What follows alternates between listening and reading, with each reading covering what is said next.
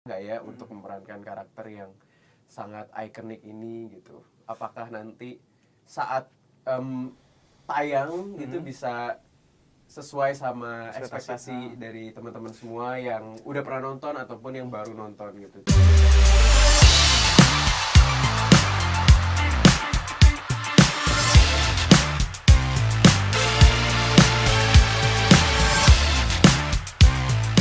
Assalamualaikum warahmatullahi wabarakatuh. Balik lagi di Bintang Update, tabloid bintang.com. Kali ini kita kedatangan tamu spesial. Wih, tamu spesial banget ini mah. Kita kedatangan bintang-bintang dan cast dari catatan Si Boy Ribut. Hai. Halo semuanya. Halo. Keren kan? Dia film catatan Si Boy Ribut ini bakal tayang di di bioskop Indonesia itu 17 Agustus pas Hari Kemerdekaan Indonesia. Betul. Kedatangan mereka ini ingin menceritakan, mengulas, ya paling nggak terlalu inilah ya, nggak terlalu spoiler, tapi bikin penasaran kalian. Coba kita tanya atu-atu yuk soal keseruan mereka syuting, terus apa chemistry-nya mereka, terus apa sih menariknya dari catatan Si Boy? Kita mulai mungkin dari si Angga kali ya, sebagai Si Boy. Ya, halo, gue Angga sebagai Boy di film catatan Si Boy. Menurut gue ini film yang sangat menyenangkan, fun banget selama proses syuting, bahkan sampai sekarang udah mulai promo-promo saat ini sama teman-teman pemain yang lainnya. Dan kita udah ngelakuin syuting di tahun lalu, di tahun 2022 bersama setahun lalu ya. Iya, Mas Hanung sebagai direkturnya, dan dengan persiapan yang cukup matang sih buat aku pribadi ya. Selama hampir 1 bulan juga readingnya, terus selanjutnya ada masa produksinya, dan aku ngerasa production value-nya sangat-sangat besar dan baik, dan itu yang membuat aku jadi selama di lokasi itu, wah, jadi beneran ngerasain gimana kaum jet set tinggal dan hidup. Oh, gitu. tajil belintir ya? Bener banget. Karena biasa kayak naik pesawat jet tuh kayak udah hal yang biasa, tapi ya udah tetap down to earth aja. Keren tuh. Pas gue coba cerita apa gue. Kalau aku di sini di catatan Si Boy, di film catatan Si Boy itu aku berperan sebagai Jeffrey. Bisa dibilang Jeffrey ini karakter antagonisnya, jadi lawannya Si Boy, karena kita memperebutkan cewek yang sama, Vera, yang diperanin oleh Alisa Dagis. Dan kayak yang Angga bilang, kita preparation buat film ini panjang banget, dan sebelum kita masuk project film ini pun MD udah nyoba ngegarap film ini beberapa tahun. Kalau nggak salah mereka udah nyoba dapetin cast yang cocok, ceritain maksudnya script writing yang bagus, dan nanti kelihatan banget. Kita udah nonton trailernya, kita belum nonton full filmnya, tapi aku udah nggak sabar buat nonton nanti tanggal 17 Agustus. Dari trailer itu keren sih, aksi Boy yang kebut-kebutan sama si Jeffrey. Ya. Wah, cuman ada satu yang spesial itu Alma. Dia pemeran Emon, guys. Emon dengan gayanya, dengan bahasanya yang cucok banget dah pokoknya. Di sini gua lihatnya sih belum terlalu ketara ya. Di trailer tuh belum terlalu dimunculkan sih emang. Cuman adalah sisi-sisi Emon banget. Alma, coba cerita dong. Sempet ada kabar lu tuh suddenly dead dipilihnya. Iya, jadi sebenarnya waktu itu kan udah ada pemilihan, waktu itu sempat ikut casting, emang ditawarin ikut casting. Terus katanya bulan depan mau dikabarin, tapi aku belum dikabarin. Jadi katanya kalau mamanya diterima, berarti kita bakalan ngabarin bulan berikutnya gitu habis casting. Terus udah nggak ada lagi gitu. Pas dengar tuh mereka udah reading, jadi aku mikir ini nggak dapet hopeless nih, ya gitu. Maksudnya ya udah lah, ini kan udah pengalaman lah ikut casting gitu kan buat catatan Si Boy gitu. Terus tapi tiba-tiba aku dapat call lagi, mau Mas Hanung, seorang direkturnya, sutradaranya pengen nge-recasting aku lagi. Jadi akhirnya aku di-recasting lagi. Pada besoknya ditelepon, malamnya ditelepon, besoknya udah harus datang gitu. Jadi kayak ya udah, terus sorenya habis selesai casting, sorenya dibilang oke, kita mau kamu sebagai Emon. Gitu. langsung sakit jantung gitu. Soalnya kayak terus udah gitu aku bilang, ini mereka udah pada reading udah berapa lama? Udah sebulan ya? Iya, mau sebulan. 1,5 bulan gitu. Nah, sedangkan masih ada lagi masih ada seminggu lagi gitu. Cuma seminggu ya? Dua minggu dua kali ya? minggu lagi, masih ada 2 minggu Waktu lagi readingnya? untuk reading. Jadi kayak, jadi aku harus cuma reading 2 minggu. Sebentar yang lain udah sebulan jalan gitu ya. Nah itu challenging banget soalnya kayak ada yang jadi Ina, Rebecca Clover tuh sempat wah man ini challenging banget loh, pressure banget loh soalnya kan dulu diperankan Emon itu dulu Didi diperankan Petet. sama Mas almarhum Didi Petet kan gitu, maksudnya dia tuh legend, terus aktingnya nggak usah dipertanyakan lagi lah, dia tuh masih bagus gitu. Nah aku tuh sempet kayak sempet sakit tuh gue. Terus sakit. Ini feature pertama lo berarti kan? Ya ini film pertama gue. Sebenarnya gue ada film di YouTube gitu sih, kayak film pendek gitu, horor. Film Tapi bioskop pertama. Layar bukan. lebar pertama. Oh kalau layar, Sekarang. iya kalau layar lebar sekarang yang pertama gitu. Alma. Jadi aku bersyukur juga, tapi juga kayak nggak boleh menyia-nyiakan kepercayaan orang-orang karena aku udah dipilih sebagai Emon gitu sih. Jadi I do my best aja gitu. Itu emang Alman kan udah kenal nih, selebgram udah pasti tahu dong di dunia medsos tuh pada tahu dia gimana dengan gaya-gayanya. Akhirnya untuk menyaksikan aktingnya tonton nih catatan si Boy. Betul. Nah, Angga Ya, sebagai Boy kan Boy itu dulu catatan si Boy yang gue tahu ya di tahun 80-an itu dia legend and it was IP yang bagus. iya. Nah, lu ketika saat pertama ditawarin itu apa yang lu rasain? Apa ketika catatan si Boy apa lo riset dulu catatan si Boy apa sih? Apa lo udah tahu? Lu bayangkan lo, wah gue tahu nih gitu. Iya. Oh, keren. Kalau pas pertama kali pastinya tahu, semua orang kayaknya udah tahu siapa itu Boy dan catatan si Boy karena selegend itu untuk perfilman Indonesia dan masyarakat luas. Dan pertama kali pas dikabarin itu beneran jantungan sih. Karena Sama. nggak kebayang kalau ternyata itu bisa di remake sebenarnya, karena menurut aku itu udah jadi film yang sangat legend banget dan Iconic ikonik juga, banget dan sangat sulit pastinya untuk bisa di remake ulang dan membuat kayak penontonnya yang pernah menyaksikan dulu tuh bisa tetap bernostalgia dengan versi terbaru ini gitu. Jadi buat aku pribadi awalnya lumayan cukup lama sih mikirnya kira-kira bisa nggak ya untuk memerankan karakter yang sangat ikonik ini gitu. Apakah nanti saat tayang itu bisa sesuai sama ekspektasi dari teman-teman semua yang udah pernah nonton ataupun yang baru nonton gitu. Tapi setelah aku melihat siapa direkturnya, bagaimana productionnya, terus siapa aja yang terlibat dalam film tersebut, dan itu yang membuat aku jadi percaya diri untuk ngelakuin. Lihat dari latar belakang Iya. produksinya profesional banget kan. Betul. Vasco kan Jeffrey. Heeh. Gua aja waktu nanya si saudara, lu Mas Hanung merepresentasikan dari tahun 80 ke sekarang tuh sulit nggak? Dia bilang sulit. Nah, Vasco Iya. kan jadi istilahnya antagonis yang bad boy ya. Ya, ya. Ya bad boy dari itu. Ya. Nah, lu mengimplementasikan adegan lu tuh saat jadi bad boy tuh balik ke 80 gaya-gaya mereka yang pakai jaket kulit dan macam-macam atau yang preman. Iya, Intimidasi banget gak sih? Itu gimana? Jadi ada beberapa kayak misalnya untuk kita ngeribut sebuah film yang awalnya tayang di tahun 87 pastinya kan susah buat semuanya. Tapi mungkin pastinya ada beberapa unsur yang kita ambil dari film sebelumnya, tapi ada juga yang kita kembangin sendiri. Jadi maksudnya personality-nya Jeffrey pasti aku ambil dari film yang pertama yang rilis tahun 87, tapi ada beberapa hal yang lain yang aku kembangin sendiri gitu. Tapi emang tidak menghadirkan Jeffrey yang dulu, Jeffrey sekarang baru gitu ya? Iya.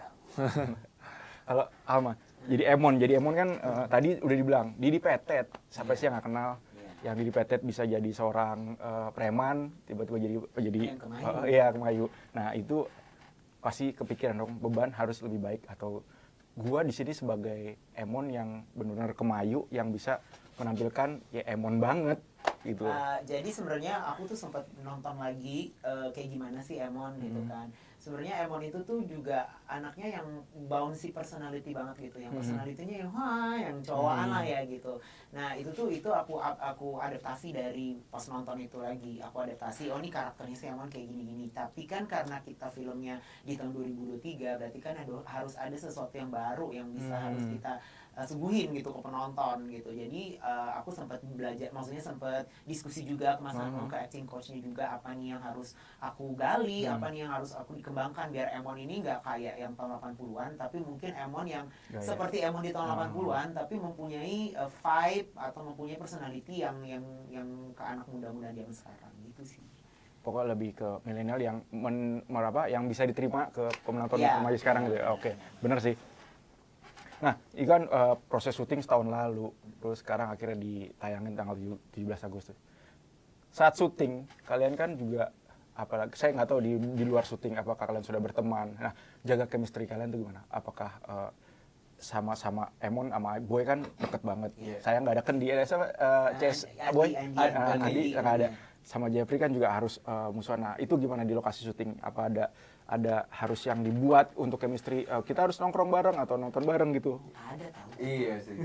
Kalau sama Jeffrey nggak ada kan emang. Sama Jeffrey ya, nggak ada Selain lagi. kan. Ada coba gambarkan emang. Beda dunia sendiri kan. Apa kalian bikin kultur baru gitu? Kita ngapain yuk gitu?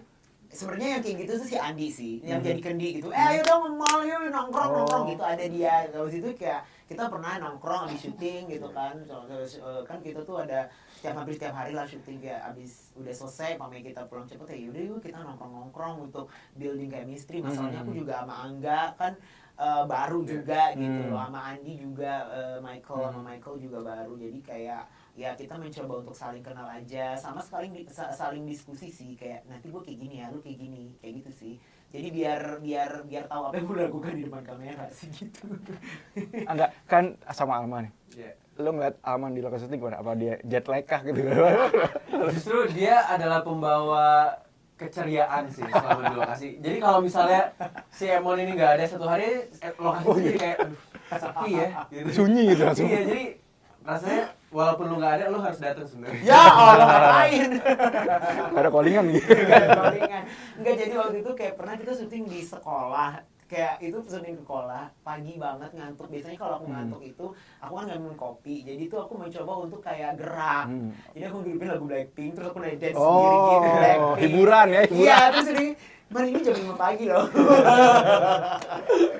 Cara ngusir ngantuk tips dari Alman tuh. Iya, Blackpink. gerak. Iya. Gerak. Nah, kan catatan si Boy itu juga kan ceritanya tuh romans ya. Iya. Ada. Ya nggak jauh lah, percintaan dan segitiga. Terus gimana? Kalau Angga kan sering tuh Apa? berperan. Cinta segitiga? Ya, bukan, Ah, maksudnya oh, mainnya, acting romance. Itu hal menurut penonton si Angga emang itu. Nah, sebagai bad boy-nya tuh Angga gimana? Bad boy.